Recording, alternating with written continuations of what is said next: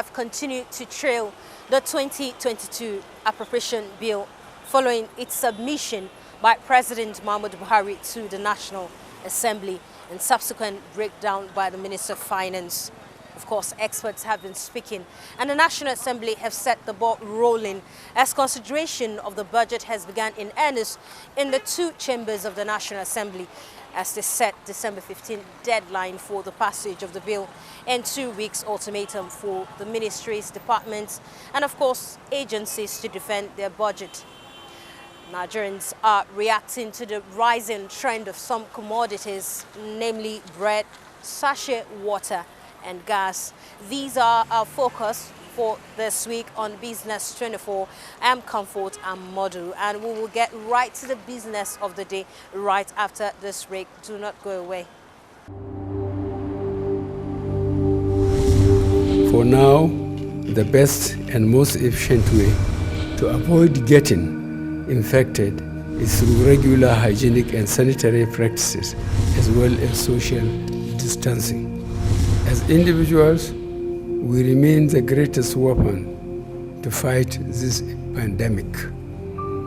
By washing our hands regularly with clean water and soap, disinfecting frequently used surfaces and areas, coughing into a tissue or elbow, and strictly adhering to infection prevention control measures in health facilities, we can contain this virus.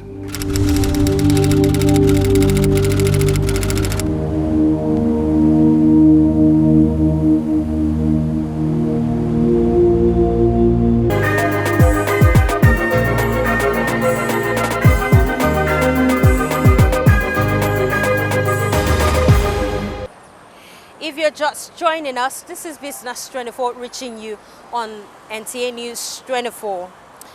And following the presentation of the budget to the National Assembly, Minister of Finance Zainab Ahmed has presented a breakdown of the budget to the public, and economic watchers have been speaking on the provisions of the budget. I've actually been at the vanguard of pushing for a higher budget for Nigeria because we have one of the lowest budgets in the world. As of last year and for many years that I've been following this, South Africa's national education budget alone is usually equivalent to our entire national budget. So that budget can be described as ambitious. However, we could say that the government is beginning to wake up to the fact that we have one of the smallest per capita budgets in the world. When you also have to convert that into US dollars to be able to benchmark what other countries are doing, you probably realize that, in this year that we're talking about, in the last 1 year, we've devalued the currency by about 35–40% or more. And if that's so, 16 trillion is perhaps equivalent to maybe about 10 trillion last year. So we can't say it's ambitious. The 6.2 trillion is actually the new borrowing that will be done. The deficit is going to be about 4 trillion from what I saw, meaning the difference between the expenditure and the revenue, which is a bit smaller than what we had last year and the year before. The challenge is we need to get out of deficit budgeting. The essence of deficit budgeting is actually to be able to balance the budget in the near term. So when you run deficit budgeting in a normal country 2, 3, 4 years, the next year you want to have a balanced budget, because you can't keep borrowing. What it means to have deficit budgeting of that proportion year on year is that you continually just keep borrowing. And when you're borrowing, to a large extent, you are sweeping a lot of things under the carpet, and you're not seeing the real measure and the issues within the economy. So, whereas it's going down a little bit, but I think we could do better in terms of balancing our budget. We need to increase, the avenues for making money in government. You see, government doesn't take only taxes as it were. Off the cuff, I'll tell you, government is entitled to taxes, to rates, to rents, to duties, to fines, to levies, right? See, so there's a gamut of things that government can think about. And of course, another way to look at it is that there are some aspects that are only accruable to state governments and local governments. And to a large extent, we're not seeing those levels of government pulling their weight. Everybody seems to depend on the federal government and what they can share. For example, property taxes are due and accrue to state governments and local governments. But in every state House of Assembly that issue has been raised, they've actually had to hack it down. And so when the big people in a state don't want to, who usually would find themselves in the Houses of Assembly and in government, don't want to pay property taxes, who's going to pay? Now, if the states actually got their property taxes in, there'll be less pressure on the federal government and a lot more will get done. So I'm saying that it goes beyond increasing taxation. However, also the other idea is to broaden the tax base to ensure that more people pay up their taxes and that those who are paying now pay the near accurate amount that they're supposed to pay. If you went down in Ghana here, I can't even begin to mention their tax system. It's one of the most optimized in the region. The president have done enough in investment in brownfield on the transmission grid infrastructure for grid improvement package. This is the first time that we are seeing genuine intervention. Give it to President Muhammadu Buhari. Between 2015 until now, he had made modest progression in terms of the percentage.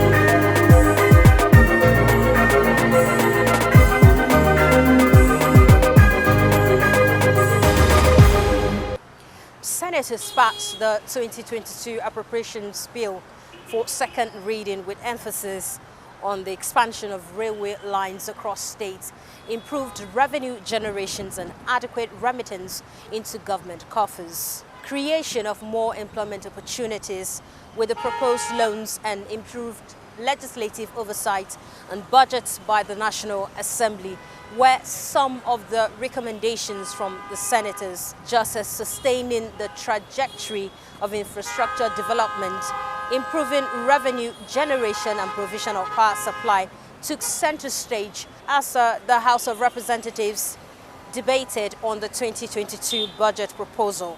I want to appeal to the Senate that we should look at the health sector and provide more funds for the health sector. Go into as much of mechanized agriculture as possible and give all forms of incentives to those who are willing to go into that area.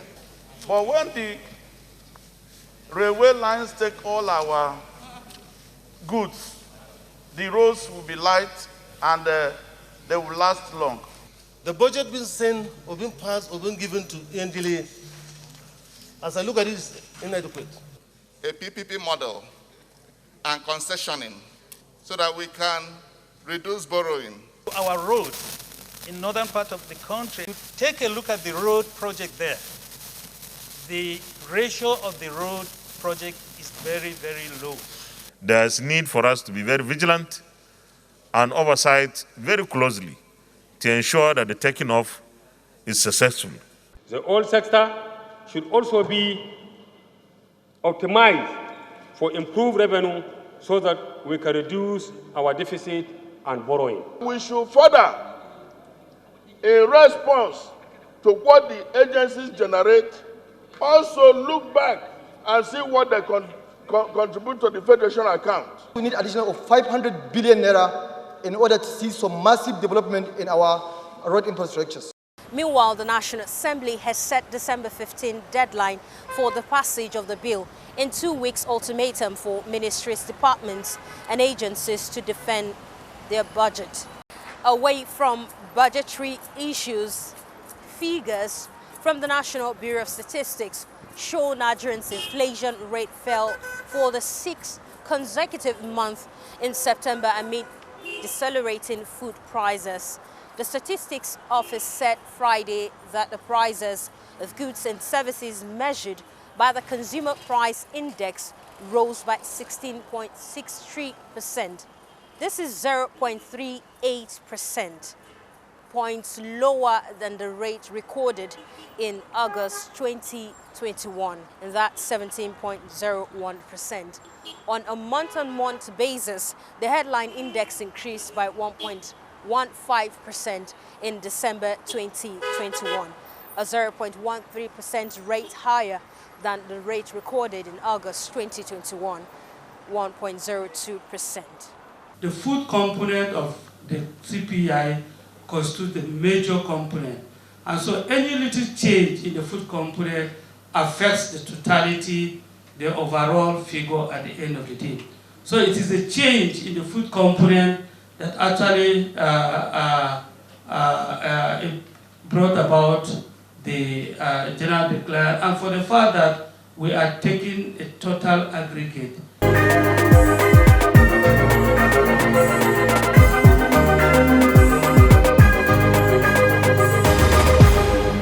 Right. In the meantime, Nigerians have been reacting to the rising prices of some commodities, namely bread and sachet water, which they say is gradually getting out of the reach of the common man. And that includes cooking gas.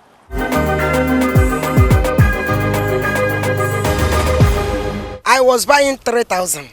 Later, they started selling 3,500. From 3,500 to 4,000. From 4,000 to 5,500. From there, the last one I bought before this 7,002, I bought 6,500. Nigerians have been crying out because the situation we are finding ourselves now is unbearable. Like bread, which is a staple food, for the prices to be soaring so high like that, it doesn't give anybody any joy at all. Look at the pure water, the commonest thing somebody can have. Buy with 10 naira. The price has soared to 20 naira or more. Where are we going? The situation is unbearable. But government should do anything they feel they can do to reduce the hardship people are facing. You see, okay, even look at the gas, the cooking gas. We used to buy before 350 naira per kg. It's now 544 naira per kg. And even in some other states, we are here that it is almost 700 naira per kg. It's actually a difficult issue, especially to an average Nigerian. It hasn't been easy buying pure water from 10 naira to 20 naira. Some are even selling a bag of pure water 300 naira. So to me, it hasn't been easy, but I thank God I can afford it. But I'm just feeling for other people. I don't know, okay? And for the issue of cooking gas, man, it's like they want us to go back to using firewood. That would just be the best. The bread now, we don't have bread for 300, 350. Now bread is 500, 700, 800 now. Even the firewood itself is very expensive now. Charcoal, 100 now, charcoal cannot even do food for you. If you want to buy charcoal, you buy charcoal of 500, 300. If you have family, charcoal of 500 cannot even don your food.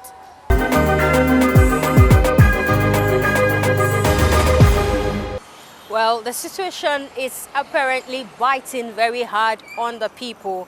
Well, Minister of State Petroleum Resources, Cpi Silva, says that government is actually looking into ways to ease the burden caused by the hike in prices of cooking gas. What is mainly affecting the gas pricing today also is foreign exchange. You know, the foreign exchange, a lot of the gas is being imported. One of the things that is being suggested is that we take out VAT from imported gas. And that if we do that, it's going to crash the price of gas. And you know, whether we're going to take out the VAT as is being suggested, but while that is being contemplated, we also have to think of the local producers as well. So we're looking at it. We're going to have meetings with the gas producers and, of course, the importers of gas, and then we'll get a middle course and we'll take a decision that will be best for everybody. All right, let's talk export matters now as we join Titi Ojo to give us tips on how to successfully export our products to other regions and also intra-African markets.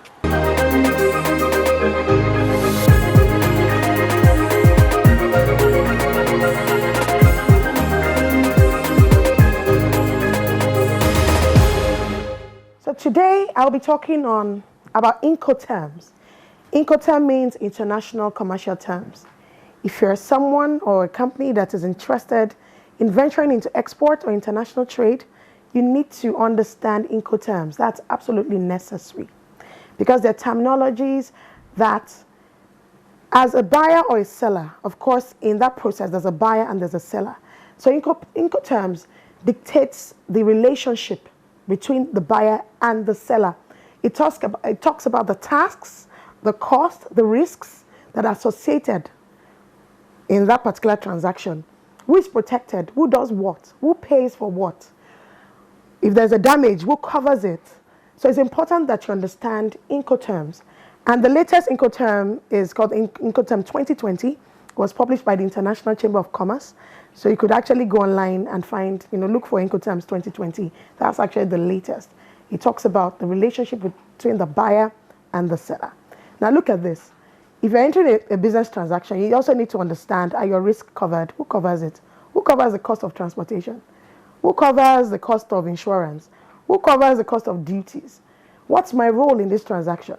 Very important. You know why it's important as well? Because you're entering a contract. When you're entering an export contract with your buyer, you are the seller, you have a buyer. If you're entering a contract, then you have to base them on certain Incoterms. We both agree that this is how it's going to be. Very important.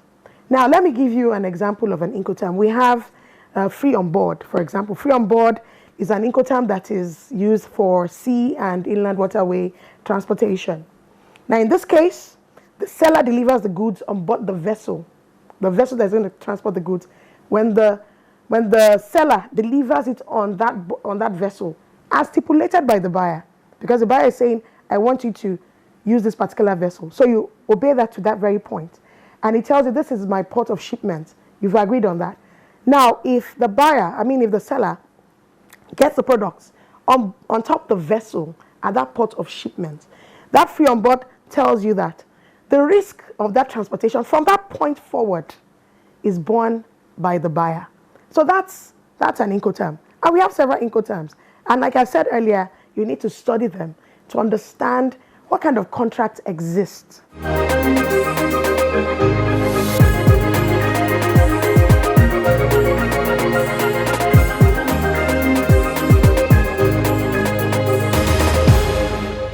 It's time for the market review, and we are joining Professor Uche Uwaleke to tell us how the market fared. Prof, how did the market do this week? This week has been a beautiful week for the equities market, a continuation of what we saw the previous week. You recall that the previous week, the equities market gained 1.61%, and this week we are also witnessing another gain of 1.39%. So cumulatively, we are having a month-to-date return, if you like, of about 3%. So since the month began, as a matter of fact, the equities market has recorded gains all through, except for Monday, when we saw just a marginal halt, when the market fell by just minus 3.8%. But by and large, it's been a bullish month, and that's not surprising. It's a reflection of the confidence that investors have in the market. It's a reflection of the positive sentiment, which we can also see in the market breadths. All through the month and all through the week in particular, we've seen more of gainers than losers. This week in particular, except for Monday, when we recorded a negative market breadth, the rest of the days recorded a positive market breadth. And by that I mean, more gainers, than losers. So the positive sentiment, again, is a reflection of the relative macroeconomic stability we are beginning to have. The inflation numbers, headline inflation number for the month of September has just come in, which shows that inflation rate, has further decelerated to 16.63% as opposed to 17.01% in August. So decelerating inflation, economic activities picking up again, as evident in the GDP numbers, and overall the as I said, relative macroeconomic stability. The budget appropriation bill for 2022 has also been presented, and we're also expecting a number of these companies, quoted companies, to also churn in their results. So all these are contributing to the positive market sentiment we are currently witnessing. And another interesting thing I must mention that happened this week has to do with the virtual closing gong ceremony on the exchange to mark the listing of the Nigerian Exchange Group, a PLC, on the exchange. So the Nigerian Exchange Group is now being listed on the exchange, and what that means is that it is now going public. So you and I can afford now to buy the shares of Nigerian exchange, of course following the mutualization that was carried out, unlike previously. So overall, I would say that the market still holds a lot of promise, the equities market in particular, and my advice to investors, as always, is to ensure that they seek proper advice, the type that will enable them diversify their portfolio, and then, of course, with a view to minimizing risk and maximizing their return. For now, the best and most efficient way to avoid getting infected is through regular hygienic and sanitary practices, as well as social distancing. As individuals, we remain the greatest weapon to fight this pandemic. By washing our hands regularly with clean water and soap, disinfecting frequently used surfaces and areas, coughing into a tissue or elbow, and strictly adhering to infection prevention control measures in health facilities, we can contain this virus.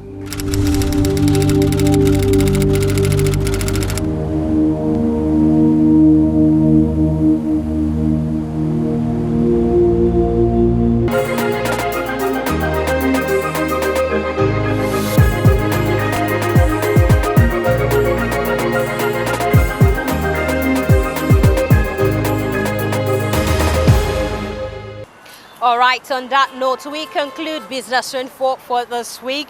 We will come your way again next week with another exciting package of the program Business 24. I'm Comfort and Madhu. Join me again next week.